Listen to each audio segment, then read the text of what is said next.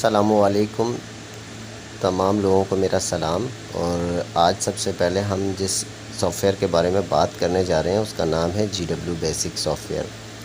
GW basic software अक्सर students को problem ये होती है कि वो विंडोज़ 7 में या विंडोज़ 8 या 9 विंडोज़ 10 के अंदर या XP में ये GW बेसिक चल नहीं पाता, क्योंकि स्कूल्स वगैरह में जो हमें GW बेसिक दिखाया जा रहा होता है वो 98 पे रन किया जा रहा होता है या डायरेक्ट मोड पे भी उसको रन कर लिया जाता है। तो बहुत सारी प्रॉब्लम्स स्टूडेंट्स को यही आती है कि इसको किस तरीके से 7 के अंदर चलाया जाए। तो इसका सबसे आसान तरीका, और अगर ये चल भी जाती है 7 के अंदर, तो इसका इंटरफेस आपने देखा बहुत छोटा सा आ रहा होता है। तो इसका एक छोटा सा हल मैंने निकाला है कि जब मैंने इसको सर्च किया तो मुझे एक PC बेसिक के नाम से ये सॉफ्टवेयर नज़र आया, जिसका इंटरफेस सेम वैसे ही था, उसका फंक्शन सेम वैसे ही थे जैसे आपके GW बेसिक प्रोग्रामिंग जो काम कर रहे होते हैं, वैसे ही इसके अंदर भी आपको सेम वैसे ही नज़र आएगा और वैसे ही फंक्शन इसके तमाम काम कर रहे होंगे। अब बात ये रह जाती है कि ये PC बेसिक के नाम से जो सॉफ्टवेयर है ये कहाँ अवेलेबल है और कहाँ से आप इसको डाउनलोड कर सकते हैं और इंस्टॉल कर सकते हैं अपने विंडोज़ 7, 8 या 10 के अंदर या XP के अंदर। तो इसका सबसे आसान हल, आपने गूगल क्रोम में जाना है। गूगल क्रोम में जाने के बाद आपने सर्च बार में PC बेसिक के नाम से सर्च करना है। जब आप PC बेसिक के नाम से सर्च करेंगे तो जो सबसे पहली लिंक आपके सामने नज़र आ रही होगी, देखें, तो इस लिंक को आपने क्लिक कर देना है। क्लिक करेंगे, क्लिक करने के बाद आपके सामने एक पेज ओपन हो जाएगा जहां डाउनलोडिंग की ऑप्शन आपको नज़र आ रही होगी। अब इस डाउनलोडिंग की ऑप्शन पे जब आप क्लिक करेंगे तो होगा ये कि ये डाउनलोडिंग जो है आपके नीचे लेफ़्ट हैंड साइड के अंदर आपका ड्रॉप हो जाएगा। थोड़ी सी देर आपने बस वेट करना है और थोड़ी देर बाद जब ये डाउनलोडिंग कंप्लीट हो जाएगी तो ये आपके जो कंप्यूटर है उसमें डॉक्यूमेंट्स के अंदर डाउनलोडिंग फ़ाइल में मौजूद होगा। ये देखें, ये डाउनलोडिंग हो चुकी है कंप्लीट और ये डाउनलोड फ़ोल्डर आपको नज़र आ रहा होगा हमारे पास। ये डाउनलोड फ़ोल्डर इस तरीके से आपके कंप्यूटर में भी सेव हो जाएगा। डाउनलोड फ़ोल्डर को जब आप क्लिक करेंगे तो आपके पास PC बेसिक के नाम से एक exe फ़ाइल डाउनलोड होकर आ जाएगी। इसको आपने सिर्फ सिंपल सा क्या करना है, डबल क्लिक करेंगे, थोड़ा सा ये लोड लेता है। लोड लेने के बाद आपको थोड़ा सा इंतज़ार करना पड़ेगा इसके सेटअप को चलने के लिए। अच्छा, इस चीज़ का ख़याल कीजिएगा, परेशान नहीं होइएगा कि ये इतना टाइम क्यों ले रहा है। तो थोड़ा सा लोड लेने के बाद ये जब रन होना शुरू होगा, सेटअप चलना शुरू हो जाएगा। देखें, अब ये सेटअप आपके पास चलना शुरू हो गया। मैं इस वजह से एक एक चीज़ डिटेल से बता रहा हूँ कि अक्सर लोग बताते नहीं हैं कि ये कहाँ से सॉफ्टवेयर हुआ, ये कैसे हुआ। तो इसमें मैं आपको एक एक चीज़ डिटेल से लेके चल रहा हूँ। अब आपने क्या करना है, देखें ये सेटअप आपके पास स्टार्ट हो गया। नेक्स्ट नेक्स्ट आपने करते चले जाना है। जब आप नेक्स्ट कंप्लीट कर देंगे तो ये इंस्टॉलेशन इसकी कंप्लीट हो जाएगी। मैं पूरी नहीं कर रहा वक्त की ड्यूरेशन की वजह से।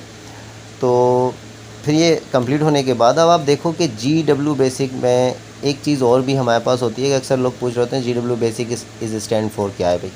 तो GW बेसिक स्टैंड फॉर आपके पास आता है graphic and Windows beginner all purpose symbolic instruction code, या फिर हम इसको दूसरी तरीके से इसके beginner all purpose symbolic instruction code के नाम से। अब इसकी दो एब्रीविएशन आपके पास आ रही हैं, दोनों में से कोई भी आप यूटिलाइज़ कर सकते हैं या बता सकते हैं किसी को भी, तो इससे कोई प्रॉब्लम आपको नहीं होगी। अब होता क्या है कि बेसिकली सबसे पहली प्रोग्रामिंग लैंग्वेज है। अगर जो लोग C++ आजकल कर रहे होंगे तो उससे पहले जो लैंग्वेज थी वो ये आपके पास चलती थी और ये DOS के अंदर इसको ज़्यादातर ऑपरेट किया जा रहा होता था। अब इस GW बेसिक के अंदर आप देखोगे तो ये दो तरीके से इसके ऑपरेशन होते हैं, यानी कि दो तरीके के इसके मूड्स होते हैं, दो मूड्स होते हैं। एक कहलाता है डायरेक्ट मूड और दूसरा आपके पास कहलाता है इनडायरेक्ट मूड। यानी कि अगर आप GW बेसिक को इस्तेमाल करने जा रहे हैं तो इसके अंदर आप दो तरीके से GW बेसिक को इस्तेमाल कर सकते हैं। एक कौन सा आपके पास आ जाएगा, एक आ जाएगा आपके पास डायरेक्ट मूड हो जाएगा और दूसरा आपके पास हो जाएगा इनडायरेक्ट मूड। मैं इसको एक दफ़ा दोबारा रिपीट कर देता हूँ ताकि आपके दिमाग में ये चीज़ आ जाए कि GW बेसिक बेसिकली एक प्रोग्रामिंग सॉफ्टवेयर है, प्रोग्रामिंग लैंग्वेज सॉफ्टवेयर है। ये इसकी डेफिनेशन अगर आप डेफिनेशन तो मैं नहीं कहूँगा, मैंने स्टैंड फॉर यहाँ पे सामने आपके लिख दिया कि graphics and Windows beginner all purpose symbolic instruction code. तो अब थोड़ा सा आगे बढ़ते हैं। इसको ये इंस्टॉल हो गया मेरे पास, जब तक मैं आपसे बातें कर रहा था ये इंस्टॉल हो गया।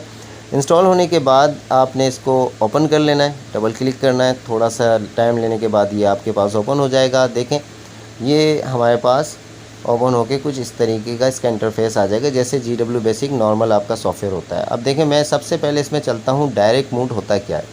अब डायरेक्ट मोड को अगर आप चेक करने के लिए जाओगे तो डायरेक्ट मोड में स्टूडेंट जो भी काम करेंगे, जो भी इक्वेशन को सॉल्व करेंगे, इक्वेशंस आपकी सॉल्व होंगी, वो होंगी किस तरीके से कि आपने अगर जैसे कोई इक्वेशन सॉल्व करने जा रहे हैं तो एट द टाइम उसी वक्त उसका रिज़ल्ट आपके सामने अपेयर हो जाएगा या नज़र आ जाएगा। जैसे यहाँ पे मैंने अगर लिखा प्रिंट की कमांड दी, अब देखें आप प्रिंट की कमांड देने के बाद मैंने 30 + 40 यहाँ पे लिखा, तो आप देखो कि उसी वक्त जैसे ही मैंने इंटर करा तो 70 मेरे पास रिज़ल्ट आ गया। इसका मतलब ये हुआ कि ये डायरेक्ट मोड के अंदर चल रहा है कि आपको फ़ौरन आंसर दे रहा है। इसी तरीके से मैंने नीचे आपके सामने देखें प्रिंट लिखा और उसके बाद 40 और -30 लिखा, तो उसने मुझे उसका फ़ौरन रिज़ल्ट दे दिया कि भाई 10 आपके पास आ रहा है। इसी तरीके से अगर आप और थोड़ा सा मैंने नीचे आपके सामने लिखा कि प्रिंट 5 × 10, तो आपके पास देखें मल्टीप्लाई भी आप इसके अंदर फ़ौरन कर सकते हैं, आपको फ़ौरन इसका रिज़ल्ट उसने आपको फराहम कर दिया। ये मेथड कौन सा खिला रहा है जिसके अंदर आपका रिज़ल्ट डायरेक्टली आ जाए,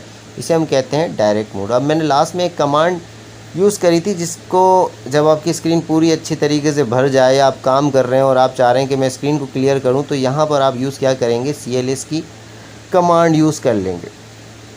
अब कमांड यूज़ करने के बाद एक और मैं एग्ज़ाम्पल आपको दे देता हूँ। जैसे कि मैंने प्रिंट लिखा, ये डायरेक्ट मोड के लिए मैं लिख रहा था, प्रिंट मैंने लिखा 20 + 20 मैंने जैसे ही करा तो देखें उसका आंसर मेरे पास आ गया 40।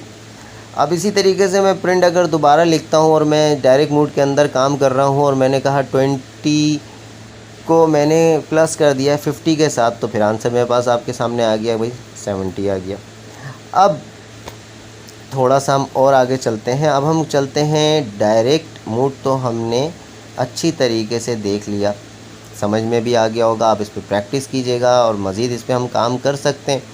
तो अब हम चलेंगे कि इनडायरेक्ट मोड क्या होता है, ताकि आपको थोड़ा सा इसकी भी हाव हो जाए, इसकी भी मालूमात मिल जाए, ताकि जब हम आगे बढ़ेंगे। तो अब देखते हैं यहाँ पर आपके सामने आ जाता है इनडायरेक्ट मोड। अब इनडायरेक्ट मोड में क्या होता है कि यहाँ पे जो हमने एक कमांड स्टेटमेंट, पूरी एक लाइन स्टेटमेंट देना पड़ता है और उसका फिर हमें आंसर लेना पड़ता है। फॉर एग्ज़ाम्पल के तौर पे किस तरीके से, इसको भी मैं समझा देता हूँ आपके सामने। फॉर एग्ज़ाम्पल मैंने एक रिज़ल्ट लेना था, जैसे मैंने पहले रिज़ल्ट लिया था जो डायरेक्ट आपके सामने आ गया था रिज़ल्ट, आपने देखा था कि मैंने 10 20 प्लस दोनों को जमा करा तो रिज़ल्ट आपके पास आ गया। लेकिन यहाँ पे हमने लाइन के ऊपर काम करना होता है। जैसे लाइन नंबर हमने 10 लिखी और प्रिंट लिखने के बाद 20 + 30 जैसे ही मैंने लिखा तो आपने देखा कोई आंसर आपको नमूदार होकर नज़र नहीं आ रहा, यानी कि अपेयर नहीं हो रहा है यहाँ पे। अब वो क्यों नहीं हो रहा है, इसका रीज़न ये है कि ये डायरेक्ट मोड नहीं है। अगर डायरेक्ट मोड होता तो आपके सामने रिजल्ट इसका आ जाता, क्योंकि ये इनडायरेक्ट मोड के अंदर काम कर रहा है। तो यहाँ पे दो कमांड यूज़ होती हैं, एक कमांड होती है RUN रन, और दूसरा अगर आप कीबोर्ड के अंदर देखेंगे तो बिल्कुल टॉप के ऊपर F2 के नाम से आपको नज़र आएगी कमांड। F2 का बटन दबा दें या कीबोर्ड के ज़रिए RUN लिख कर आप इंटर कर दें। ये दोनों कमांड हमारे इस इक्वेशन को एग्जीक्यूट करने के लिए इस्तेमाल की जा रही होती है। देखें मैंने यहाँ पर रन किया तो रन करने के बाद जो मेरा रिज़ल्ट था वो आपके सामने अपेयर हो गया, यानी कि 20 + 30 जो आपके पास आया वो 50 हमारे पास आ गया। अब देखें मैंने इसको CLS किया ताकि स्क्रीन क्लियर हो जाए। CLS का मतलब क्या होता है कि स्क्रीन को क्लियर करने के काम में इस्तेमाल की जा रही होती है, इस्तेमाल कर रहे होते हैं। अब देखें यहाँ पे वो जो हमने लिखा था वो तो चला गया, क्लियर हो गई थी स्क्रीन। तो यहाँ पे जब हम उसी जो हमने काम अभी थोड़ी देर करा था वो तो हमारी मेमोरी के अंदर जाके सेव हो गया। उसको दोबारा लाने का तरीका क्या होता है कि आपने लिस्ट लिखना होता है कीबोर्ड के ज़रिए, या फिर F1 का बटन आपने प्रेस करना होता है। जब आप लिस्ट लिखकर इंटर करेंगे तो देखें आपके सामने जो हमने लाइन लिखी थी 10 प्रिंट, लाइन नंबर 10 प्रिंट 20 + 30, तो देखें ओके हमने किया तो उसका आंसर हमारे पास आ गया 50। जैसे ही मैंने उसको रन करा तो मेरे पास आंसर क्या आ गया, 50 मेरे पास आ गया। मैं दोबारा करके देख लेता हूँ। देखें मैंने दोबारा लिस्ट निकाली। अब लिस्ट निकालने का तरीका यानी कि जो आपने रन किया था और वो CLS कर दिया, वो मेमोरी में जाके सेव हो गया, तो आप उसको दोबारा किस तरीके से लाके चेक कर सकते हैं, लिस्ट की कमांड की मदद से वो दोबारा आपके सामने अपेयर हो जाएगा। अब मैं एक और इसी के अंदर स्टेटमेंट लिखता हूँ कि 20 लाइन नंबर 20 मैंने लिखी, प्रिंट लिखा और उसके साथ मैंने 30 माइनस और मैंने अब यहाँ पे 15 लिख दिया। लाइन नंबर 20 प्रिंट 30 माइनस 15 मैंने यहाँ पर लिख दिया। अब क्या हुआ कि रिज़ल्ट तो आया नहीं, तो मुझे वही कमांड लगाना पड़ेगी इस इक्वेशन को एग्जीक्यूट करने के लिए, रन करने के लिए मुझे RUN का इस्तेमाल करना पड़ेगा। तो आपने नोट करें यहाँ पे देखें स्टेटमेंट लाइन नंबर 10 हमारे पास और लाइन नंबर 20, अब दोनों का रिज़ल्ट मेरे पास आ गया। एक लाइन नंबर 10 के अंदर आप देखेंगे तो मैंने प्लस किया था तो मेरे पास 50 आंसर आ गया। इसी तरीके से जब मैंने लाइन नंबर 20 के अंदर माइनस किया तो मेरे पास आंसर 15 आ गया। अब मैं इसके अंदर एक और लाइन अगर ऐड करना चाहता हूँ तो मैंने लाइन नंबर 30 लिखा, प्रिंट लिखा, मल्टीप्लाई का 5 लिखा, मल्टीप्लाई का साइन दिया और 10 लिख दिया। अब देखें अभी भी कोई रिज़ल्ट नहीं आया। अब मुझे वही इनडायरेक्ट मोड के अंदर क्या करना पड़ेगा, इसको एग्जीक्यूट करना पड़ेगा, चलाना पड़ेगा। तो मैंने क्या करा, RUN लिखा। तो जैसे ही मैंने RUN लिखा तो मेरे पास अब वो तीनों लाइन जो थे उनके स्टेटमेंट मेरे सामने, रिज़ल्ट जो थे रन होकर मेरे सामने आ गए। अब आप गौर से देखें तो आपके सामने ये तीनों चीज़ें अपेयर होकर आ गई कि भाई लाइन नंबर 30, 10 और 20 जो था उसका रिज़ल्ट आपके सामने आ गया। तो आज आप लोगों ने, मैंने बिल्कुल आसान तरीके से कोशिश करी है कि ताकि आपकी समझ में ये इनडायरेक्ट मोड आ सके, बेसिक हमारा कॉन्सेप्ट क्लियर हो जाए कि भाई हमने इसमें करना क्या है। तो एक डायरेक्ट मोड को भी हमने चेक कर लिया, हमने इनडायरेक्ट मोड को भी चेक कर लिया। दोनों मोड्स का हमें पता चल गया। एक मोड वो होता है जिसके अंदर हम क्या कर रहे होते हैं कि भाई फ़ौरन रिज़ल्ट आ जाता है, हम प्रिंट लिखते हैं और जो हमारा इक्वेशन होती है उसको फ़ौरन रिज़ल्ट ले लेते हैं। दूसरा हमारे पास जब हम लाइन स्टेटमेंट पे काम कर रहे होते हैं तो लाइन हमने 10 लिखा, 20 लिखा, 30 लिखा, उसके बाद हमारे पास रिज़ल्ट आ जाता है। तो इसी तरीके से आप देखो गौर से, तो मैंने आज आपको तकरीबन 3 जो हैं वो कमांड सिखा दी साथ साथ, जिसमें आपने सीख लिया कि रन RUN रन एग्जीक्यूट करने के लिए, CLS आपने सीख लिया और इसी के साथ साथ आपने लिस्ट निकालना भी सीख लिया। जब तक के लिए अगली वीडियो के लिए मुझे इजाज़त दीजिएगा।